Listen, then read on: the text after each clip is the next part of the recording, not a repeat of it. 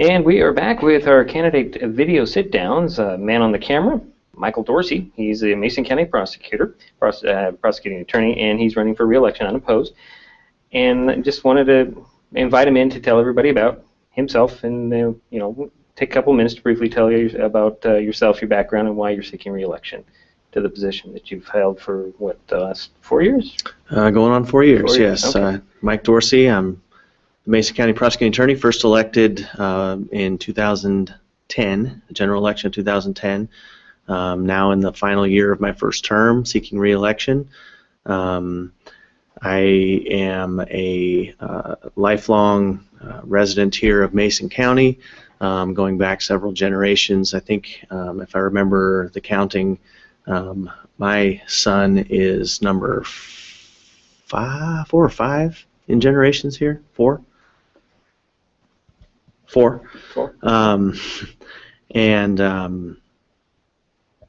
guess I'll just tell a little bit about myself first. Graduated from Shelton High School here in 1993.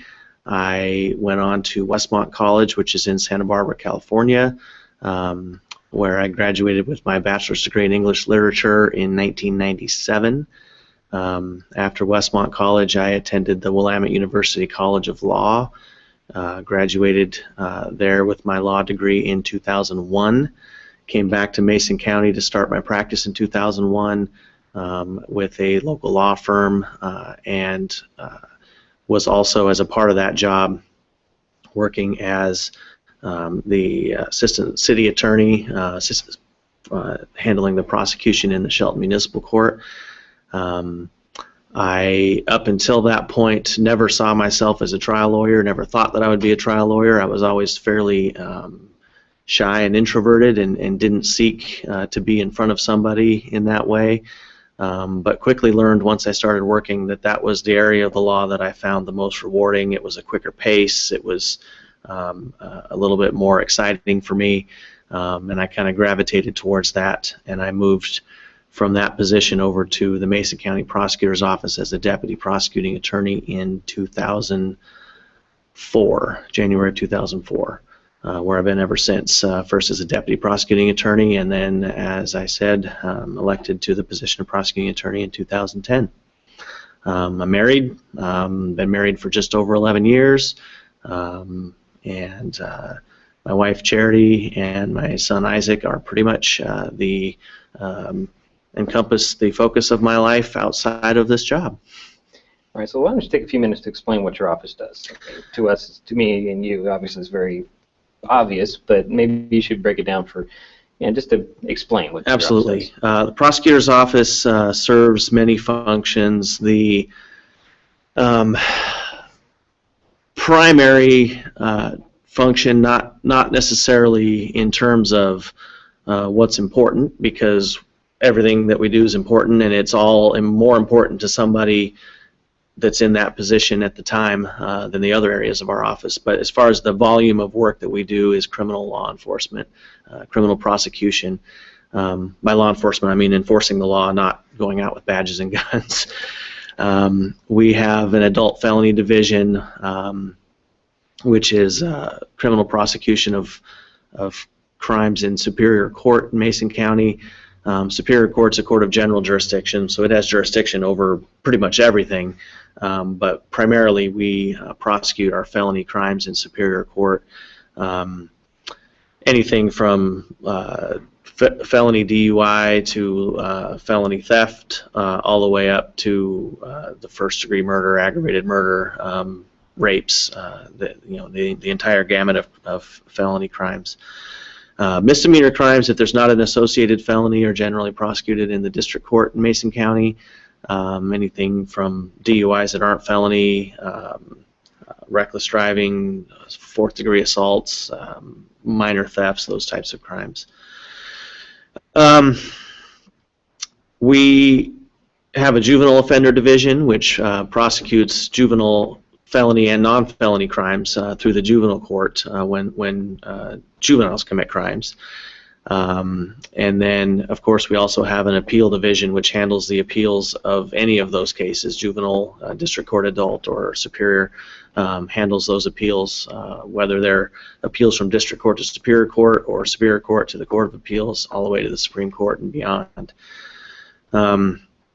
We also have a adult drug court program for felony drug offenders, which I would include as a part of our criminal prosecution division. Aside from the criminal prosecution, we are also, obviously, I'm the county's lawyer, and I have attorneys that work for me also. We provide legal advice to all the other county officials, elected officials, other county department heads, and their employees who need legal advice, anything from labor issues to contract review or anything like that. And we also, of course, represent the county in court whenever the county finds need to be in court or other quasi-judicial forums like the administrative type hearings. We also have a child support enforcement division, and so we, as a partner with the state of Washington and the federal government, we handle the child support enforcement for many types of cases that meet certain low level of income requirements, or mothers or fathers, usually mothers, but sometimes fathers who are on state assistance, who have a person out there obligated to pay child support, then the state steps in as the one providing that assistance to go out and try to make sure we can enforce the child support for the support of that child.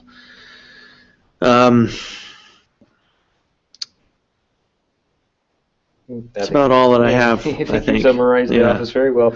So let's talk about what your office has done relatively recently, last couple of years. You've had a couple of aggravated murder trials that have been not really expected in a community of this size. Right. Let's talk about that a little bit. Sure. The impact on your office and what you've had to do to prepare for these trials and get through them. Well, 4 years ago, when I was running for this office, I made a lot of promises, and some of those promises were that I would. Well, one of those promises was that I would remain active in actually handling a criminal prosecution caseload and being active in the courtroom. Another one of the promises that I made certainly was that I would not be one who would shy away from the courtroom in terms of taking these cases to trial and trying these cases, given my background in trial work. I didn't have any idea when I was making those promises that my caseload would consist,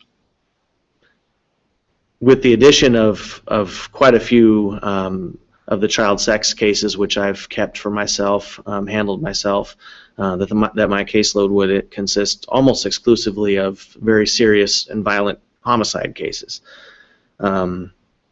We just, and I grabbed, I'm glad that I grabbed a couple of numbers that I had worked on previously, and you could go back farther, and it might even be a starker contrast, but from 2005 to 2011, just as a for instance, the Mason County Prosecutor's Office charged 6 murder cases. That was 1 aggravated murder, 2 first-degree murders, and 3 second-degree murders were charged in the years between 2005 and 2011. Starting in March of 2012 until August of 2013, so about an 18-month time period, we had 12. Excuse me. Among those 12, and by 12 I'm talking about 12 victims of murder. That was one of which was an aggravated murder, 9 of which were first-degree murder charges, and 3 of which were second-degree murder charges. Out of those 12 murders, there were, pardon me, I did say that wrong. I thought I said that wrong when I started to add it up. There were 12 charges that came out of that. Some of those had more than one accomplice that were charged, and so forgive me, allow me to make that correction. And that only goes through August of 2013. There's been things going on much too recently to even be able to talk about intelligently yet, or on the record, that are continuing to change that number, or may continue to change that number. But suffice it to say that we saw a real surge in a real upward move in those numbers for those types of cases, and frankly, it's not something that you can ever anticipate. Nobody anticipates that. I really started to worry for a while that instead of just being some kind of a statistical anomaly, maybe this is our new normal. And I think, you know, we're at a point where at least we can say, no, it's really not something that's going to be normal for our community, I hope. But it absolutely was something that was created a lot of additional workload for my office, which is a small office, and obviously they create a lot of additional and unforeseen expenses to the county as a whole. Most of those expenses so far, although as we get to the point where these cases, more and more of them are being resolved, I think we're sitting right now with 2 of them left after the one that just finished 2 days ago. We have 2 of them left to resolve. The actual expenses to my office over and above the work expense, the work taking away from work on other cases, comes when it comes time for trial, because there are a lot of exhibits, there are expert witnesses that have to be called to testify. But there's a much greater expense also very early in the case in terms of the law enforcement overtime and resources that it takes to investigate these crimes. The public defense costs, those start right away, and they continue to build throughout the entire life of a case. The expenses, and they're far more expensive than the run-of-the-mill cases from a public defense expense standpoint for the county. And so it was a real difficult time for a couple of years there, that we're just starting to kind of get out from under the burden of those. I'm very happy to say that all of them have been resolved in ways that I find extremely satisfactory with convictions, including, as I said, the most recent one, which was just a gentleman decided to plead guilty in the middle of trial just 2 days ago on Thursday. I suppose he had enough of seeing the evidence come in against him and decided that that he didn't want to go through anymore.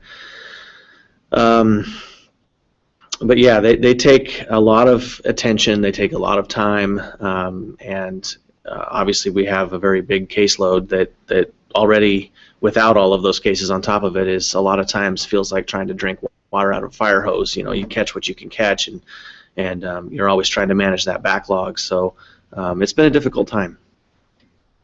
Okay, so while in office, what improvements have been made to better serve the county? One of the things that I've tried to do, and I don't say anything that I'm about to say to be disrespectful of anybody in the past. Mr. Burleson was a prosecutor before me, or anybody that worked for him. But we have tried, my office and myself, very hard to make sure that we improve and foster communication with the other county departments and county offices, and that we improve our responsiveness to their needs when they have issues that they need attention. As I started at the beginning of this interview, you know, I can say that the criminal prosecution is the most important function of the office, and I tend to think that it is, and that doesn't mean that anything else we do isn't just as important, especially at certain times. And when there's an issue going on with another elected official or another department, I mean, there are some real serious ramifications that can come from making bad decisions, and so it's important to make sure that that there's a real collaborative approach to making those decisions when there's the potential for legal trouble. I recall, and I hope this is okay to say, but I recall 2 years ago when there was some local races going on, a number of candidates continued to say things that I don't think they understood what they meant when they would say that, you know, that there needed to be a stop to frivolous lawsuits against the county. As the county's lawyer, I welcome the frivolous lawsuits. They're easy to defend. I don't want people to frivolously sue the county, but if they're going to sue the county, I prefer that there not be a good reason that they're suing the county. Those are the cases that we seek to prevent. You know, so just increasing the level of communication and the relationship and the collaboration with other elected officials and their offices and the departments that they supervise, to make sure that that we're learning as much as we can about what they do, so that we can provide the best direction when it's necessary, that they need. We've also tried to do the same thing with law enforcement. I've always had a great relationship in my professional life with the law enforcement agencies and the law enforcement officers. On most of those homicide cases that we just summarized in a general way, I was called and responded out to the scene, and mostly I just try to stay out of their way. But you know, just in order to be another pair of eyes and ears and to be able to answer legal questions when they come about.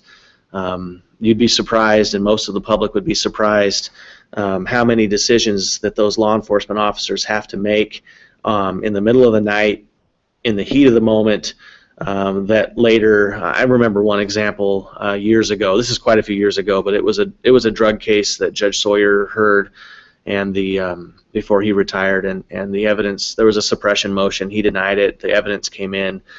The Court of Appeals, with a 3-judge panel, overruled Judge Sawyer 2-1 and ruled that the evidence shouldn't have been admitted. And then the Supreme Court, on a 9-judge panel, in a 5-4 decision, overruled the Court of Appeals and reinstated the evidence and the conviction. So out of that number of judges who should represent some of the most trained legal minds in our state, it was almost evenly split about whether the evidence should come in or not. And these officers are making those decisions, you know, in the middle of the night in the rain, and so I don't know if it's a great help to them, but I've always been willing to do that, and I continue to do that, and to be able to maintain contact with them and throughout an investigation, particularly if it's a case that I'm working, but even if it's one of the cases that I'm not personally working, but one of my lawyers is, we all try to stay in touch with them throughout an investigation to make sure that everything's being done correctly. They have questions. We might have questions about what might need to be done.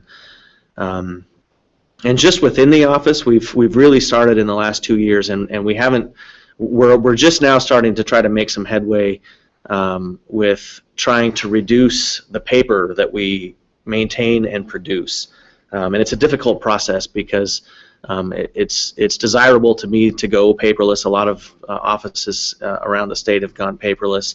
I don't know that we'll ever get to be truly paperless, but as far as improvements around the office, we're trying very hard to reduce the amount of paper that we have to maintain and produce, to be able to do things electronically, because it really helps to centralize the communication within the office and with the law enforcement officers. And quite frankly, it helps, and I think as we get better and farther along that line, will really help with public records as well, because it will be a lot easier to search files for certain requests, to be able to make sure that we're finding everything that might be responsive to a request. And so that's one of the other things that we're doing. Beyond that, and this is always a part of the office, but we're trying very hard to stay as caught up as we can, and I'm happy to say we stay fairly current with what I referenced earlier, the backlog of cases that you're always trying to manage, making sure that myself and my deputy prosecutors are reviewing those and at least triaging those in terms of the ones that need sooner action, and trying to make sure we always get to the cases that need to be reviewed and handled. So what are the limitations in your office? By way of limitations, we are not unique in terms of other offices within our county and other counties around the state. Probably the biggest limitation we have is budgetary.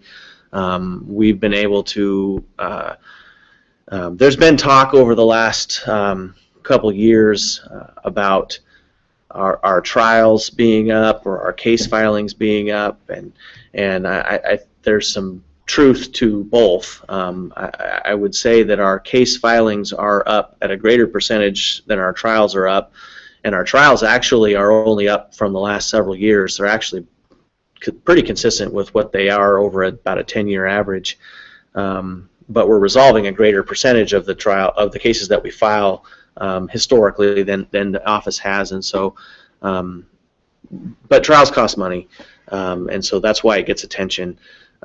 We've been able to handle those cases and those increased filings and the trials without increasing the size of our office. We're still the same size that we have been on the criminal side back in 2008 and 9, when there were significant cuts around the county.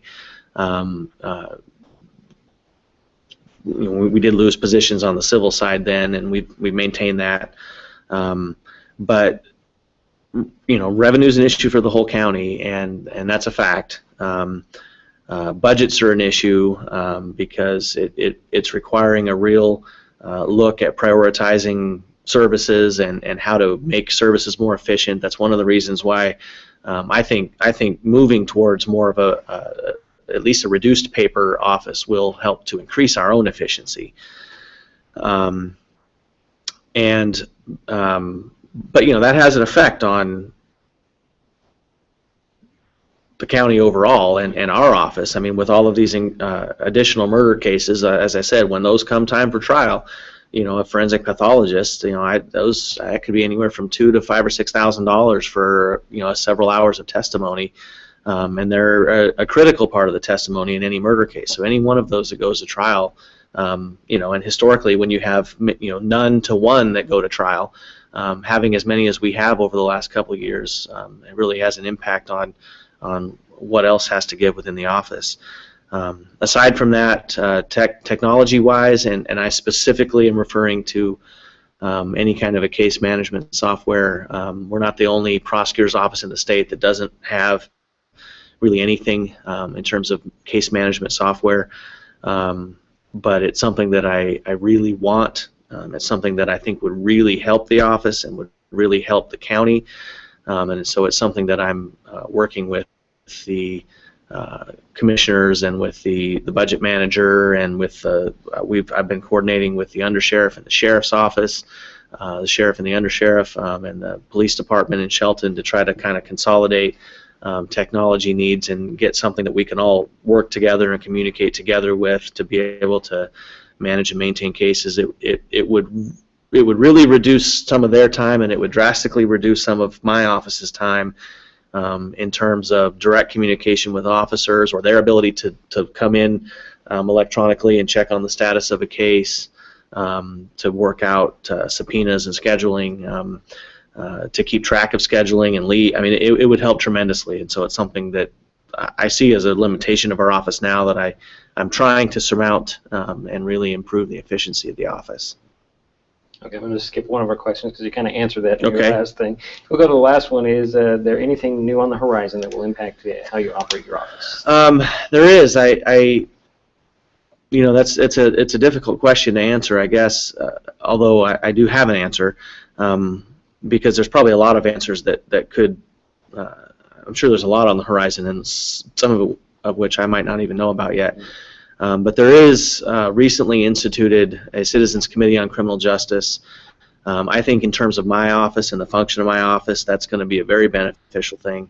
I'm excited to work with that committee. I know several of the offices have already. I'm excited to work with that committee, and just in terms of explaining what it is that we do, where our challenges are, and what our needs are.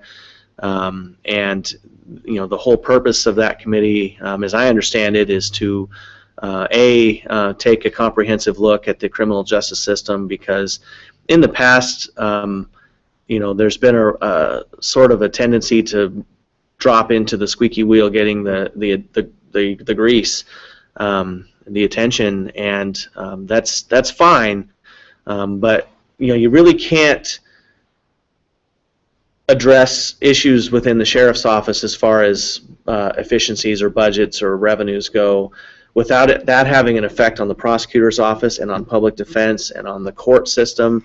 And so those of us in this system have really tried to foster this sense of looking at it as a whole, and where can we best benefit the criminal justice system in its entirety to better serve victims, to better protect the rights of the accused, to better allow the courts to handle the cases that the law enforcement offices investigate and hand off to the prosecutor's office, and that we then take. We don't have the benefit really of saying, gosh, we're really busy and we don't have a lot of money left, so this murder we're not going to prosecute. I mean, we get the cases that we get, and we have to handle them the best that we can. And so I think that's going to be a real good thing. And the whole purpose of it is to or one of the purposes of it is to take a look at some potential revenue options that are out there. And I think it's a good thing to have this analysis done and to have a committee of citizens say either it's a good thing or it isn't a good thing. And if they determine that it is, then hopefully that will carry some weight with the public that maybe this is an area where that there really is a need and an acceptance of the need for increased revenue that benefits criminal justice, because it would supplement and not supplant. And we're not talking about so much that it's going to fix everything, but I think it would be a really good thing, a really good process, and I'm excited about that. I think that's what I see that's new on the horizon that really might have an impact on the criminal justice as a whole, and therefore obviously my office. All right, Michael Dorcy. He's our Mason County prosecuting attorney. Thank you for taking some time. Thank you. He's running for re-election, but he's running unopposed, which is kind of the way you like your races. I'm very excited about that. I still would appreciate everyone's vote, though. Okay. Well, thank you for taking some time. Thank you.